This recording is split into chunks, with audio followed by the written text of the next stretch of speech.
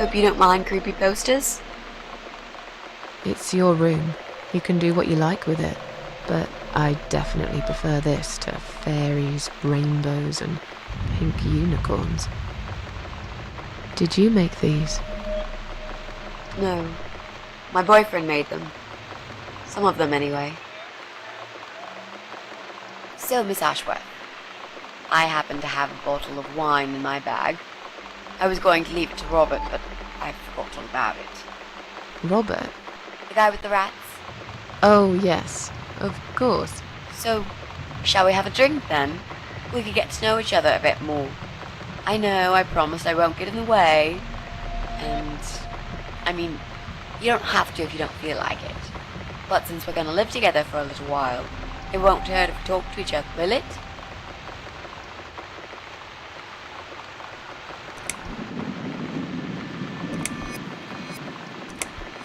Are you sure you can drink in your condition? It won't make me any worse, that's for sure. I'm not on any cancer medication. I feel good. The way I see it, I haven't got much time left, so I might as well make the most of it. That makes sense, I suppose. We can have a drink if you like. Great! I'll bring the wine. Oh, damn. It's one of those bottles with a cork. Have you got a bottle opener, Miss Ashworth? In the kitchen. I'll go get it, shall I? Yes, please. And while you're there, could you get a couple of glasses, too?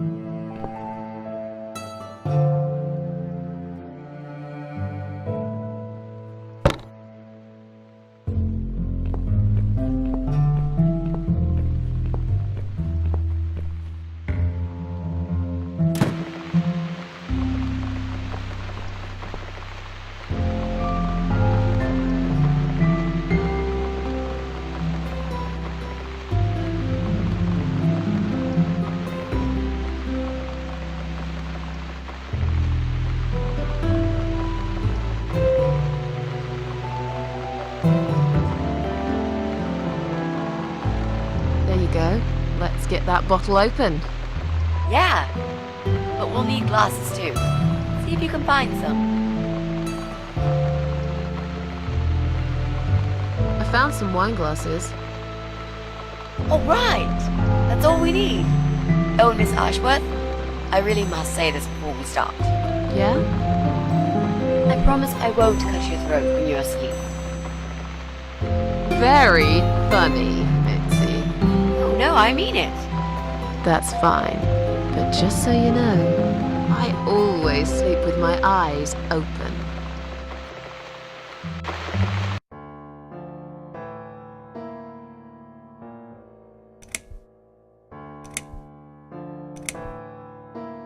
Oh, it's not raining anymore.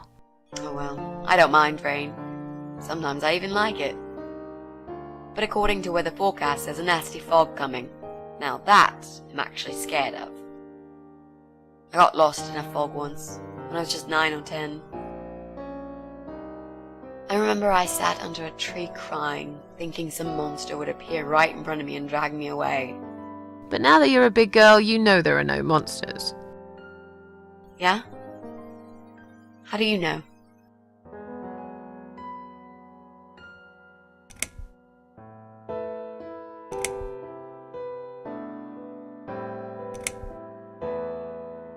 The only monsters are us. Murderers, rapists, arsonists. They're the real beasts. So far from humanity, they're no longer capable of feeling compassion or guilt. They're the ones we should really be afraid of. But whether they're lurking in the woods or fog or the darkness of our cellars, it's all irrelevant. You can't predict what happens. You can't do anything to stop it. There is only one way. You turn into a beast yourself, and like them, you show no mercy. Whoa! Where did that come from, Miss Ashworth? I just don't like murderers. They're nothing but parasites. So, the big C. Want to talk about it? Well, to be honest, I didn't really want to tell you about it like that. I put you in a very difficult position, I know. It's just that I was really desperate to get this room. I hope you can understand. This is the last and most important thing I must do before my time is up. It's fine. You seem alright. It's just... I find it hard to trust people these days. Maybe it's time I opened my eyes to see others have problems too. Some, like yourself, even bigger than mine. What kind of cancer is it? Do you mind me asking? Brain tumor. Her name is glioblastoma. Her? Yep, they're all girls, the way I imagine it. Just look at their names. Lymphoma, melanoma, myeloma, leukemia, sarcoma. Each of them a fucking goddess of death. Beautiful and ruthless. You might just be right about that, Mitzi. I used to be a nurse. I know a few things about cancer. And I know glioblastoma. She's a real bitch. Yeah, and yet she gets to be the prom queen before night ends, while I disappear down the back exit. How long? They said I had a year. But that was 6 months ago, so... yeah. Not awfully long. Is there anything... They've tried. I'm sorry. Yeah. So am I. Do you want to talk about something else? How are you planning to find this guy? I don't know yet. A bit of detective work, perhaps. It shouldn't be that hard, really. There are only 8 apartments here. One is yours. That leaves us with 7. I was hoping that you could give me a hand, actually. You know some of your neighbors, don't you? Not many. I never really cared about them. They changed over the years, too. You probably also figured by now that this is not the sort of place where new neighbors are greeted with a freshly baked cake. You see a new face, you give them a blank stare as you pass them in the hall, and you forget about them a minute later. That bad, eh? Well, there's that bald guy who lives above me in flat 5. He came here recently to shout in my face. He's a nasty piece of work, but I really don't think he's the person you're looking for. What does he do for a living? I think he's a train driver. I can't imagine somehow that my guy would be a train driver. Okay, that's good. Leaves us with just 6. Anyone else you know? I'd have to think. You know, maybe not tonight. Let's just talk about something else, okay? I have plenty of time.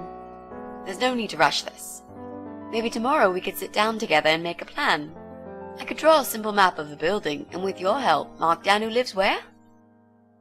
Sounds good to me, Mitzi. You mentioned a boyfriend. Tell me something about him. Yeah, okay. Let's talk about him. His name is Jack. He's dead. Oh. Miss Ashworth, are you sure you want to listen about my miserable life? I don't want to bring you down.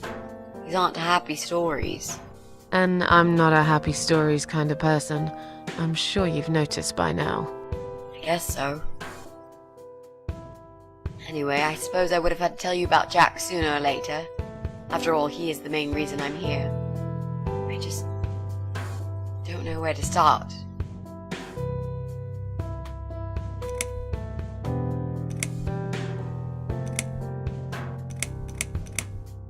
Tell me how you two met. Oh, we knew each other for like forever. We grew up on the same street. It's funny how we seem to be made for each other. A perfect match. I always knew he was the guy for me, and I'm sure he never doubted that either. Jack was absolutely crazy about me. We thought one day we would marry, have children, be happy. I never had many friends because I had Jack. I didn't need anybody else. You know, if there's one thing I'm really grateful for in my life, it's that I got to experience this pure, perfect love.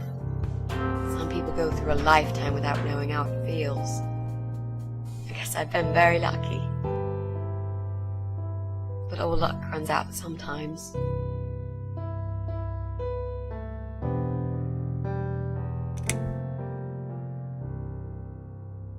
Jack made those pictures on your wall.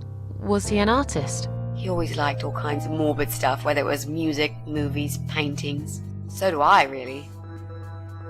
We had that in common, amongst other things. People say it's depressing to listen to sad songs or watch sad films, but I never felt that way. And yet, you are scared of fog? Oh, that's different. I might be scared of fog, but I like spiders. They're beautiful.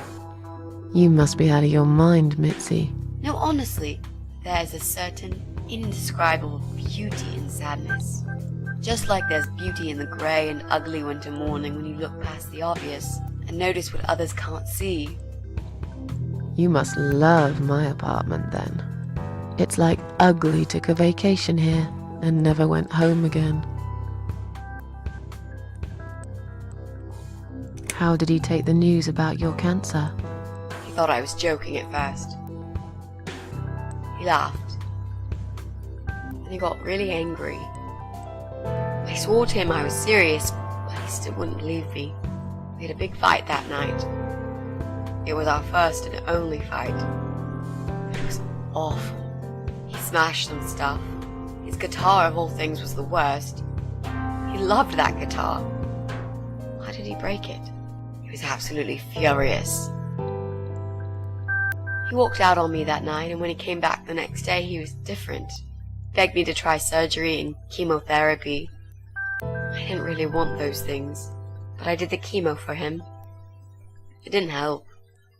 It just made me feel sick all the time. I felt trapped in this strange place where nothing that happened around me seemed real. Maybe that's why I didn't see what my cancer was doing to Jack, and it was destroying him as well. He changed. He became obsessed with death. It seemed death was all he ever thought about, even though it was me, not him, who was supposed to die. How did he die? How did Jack die?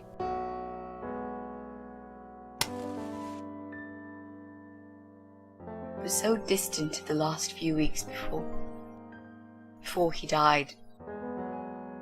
What I didn't know was that he kept looking for something. I don't think he even knew what exactly. But it eventually found him. Or rather, he found him. There are those forums online, you know, about all sorts of stuff. Fishing, computer games, horses, gambling, addictions. Everything, really. Accidentally, Jack stumbled upon one about suicide. There's a guy there. Calls himself the Eye of Adam. He's a fucking god on that forum. It's like a failed suicide club. People mostly try to help each other and offer support. Sometimes it just helps to know there are others like you. To listen to their stories and how they cope with their lives. But the Eye of Adam is an advocate of death. He dwells on human weakness.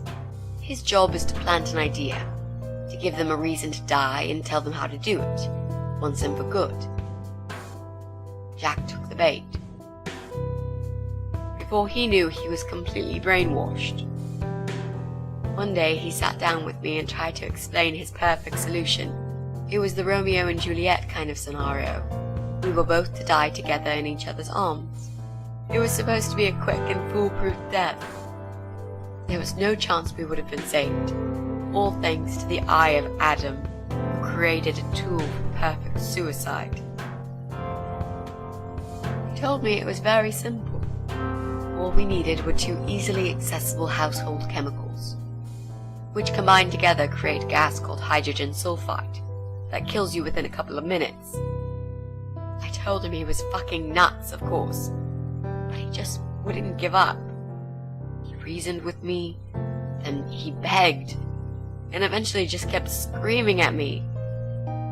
I figured it was his crazy idea of a modern romance, but it was downright tacky and just wrong. Finally, he said he would get everything ready and wait for me in our special place at dawn, 5 in the morning. Don't be late. Those were his last words he said to me. Then he stormed out. I cried for hours, thinking I didn't deserve all that from the person I loved most in the whole world. A few times I even tried to persuade myself that maybe he was right and I should do it. I just couldn't. I eventually fell asleep. I didn't plan it. My head was killing me. I was so tired. I woke up suddenly. I could see the sun rising out my window. It was nearly 5. In utter panic, I threw myself off the bed and ran out the door. I needed to stop him. I needed to get there before it was too late. But right there in my bedroom, before I even left, I already knew it was. When I arrived at our special place, it was already bright.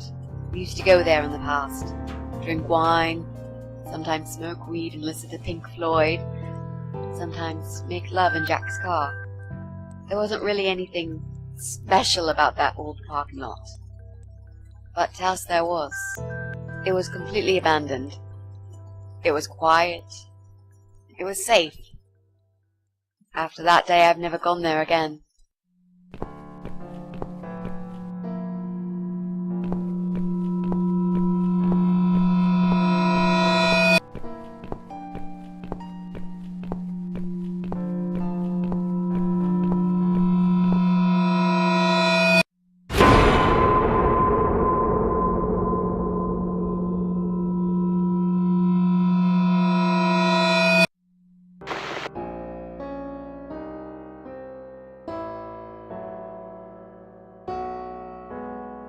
I'm so sorry. I think now I understand. He loved you so much, he couldn't bear the thought of living without you. And that guy, the Eye of Adam. I'm not surprised you want to find him. I know I would. I'm not sure if I should believe that you only want to talk to him. But hey, that's none of my business. I wouldn't know what I'd do if this happened to me. Good to know, but I really just want to talk. I want to face Jack's killer and tell him what he's done to me. You know, the funny part is that he actually told me where he lives. He wants to meet me. Would you believe that? How come? Well, this kind of thing he does is called trolling on the internet. It's usually a form of extreme bullying and psychological cruelty. Those who are clever enough say, don't feed the troll. Don't talk to them. It only makes it worse if you show any interest in them at all. And Eye of Adam is no exception. He craves attention. He's a hungry troll who wants to devour as many hearts as he can get a hold of. I emailed him and told him I was a massive fan who loves his work. He wouldn't believe me at first. But trolls are always hungry, and I was prepared to serve him a meal fit for a king. What do you mean?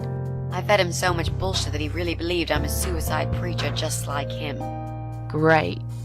I wish he'd given you his door number, though. It's all a part of some sick game he's playing. Sooner or later, I'll find him. There were signs on the car windows. Warning signs, yeah. I found on that forum that the Eye of Adam doesn't want any accidental deaths. So he posted this poster design for people to print. It turns out there's a whole sick ideology behind it. Fumes from the car could hurt anyone who opens the door, and that's not the point. The idea is to die willingly and with clear mind, to prepare for it, to embrace it. Jesus. You'd think the police would investigate the whole thing. Sounds almost like a sect. This guy knows how to hide. The police can't be bothered to make an effort. It took me 3 months to track him down. Now I'm finally so close. I can almost smell that fucker.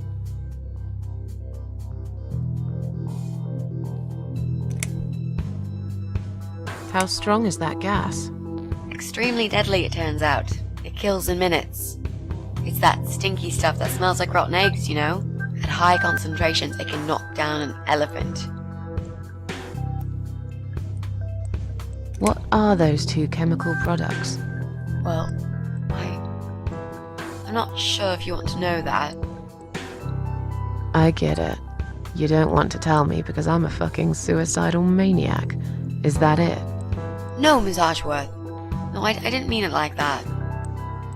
Okay. Maybe to some extent. Just replace maniac with victim and fucking with recovering. You've only just come back from the hospital. Whatever it was that made you do it, you proved you are capable of going through with it. I don't know you long enough to tell you if you're completely over it now. And the last thing I want is to give you stupid ideas. It would be just like what the Eye of Adam does. I would never forgive myself if anything happened to you because of me. I mean, how could I?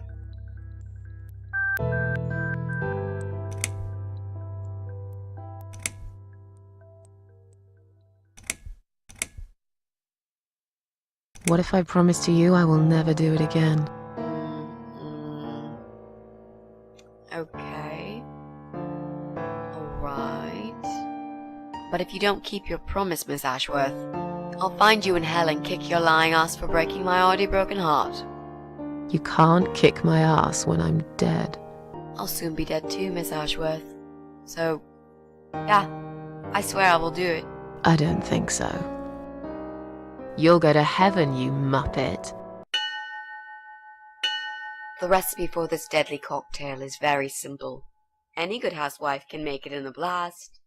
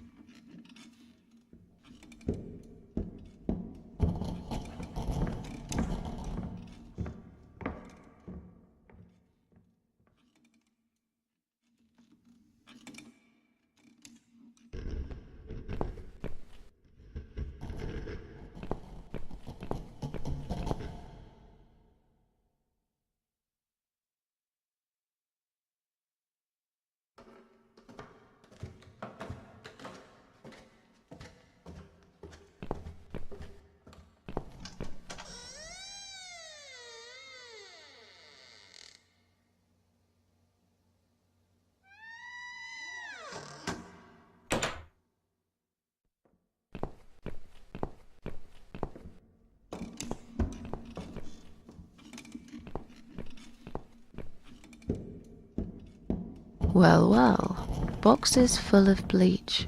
I suppose I deserve a bottle. I've worked hard for it. This reminds me of something. The first thing you need is a strong toilet bleach. You know the kind. Not just a regular bleach, but one that makes your eyes all watery and skin itchy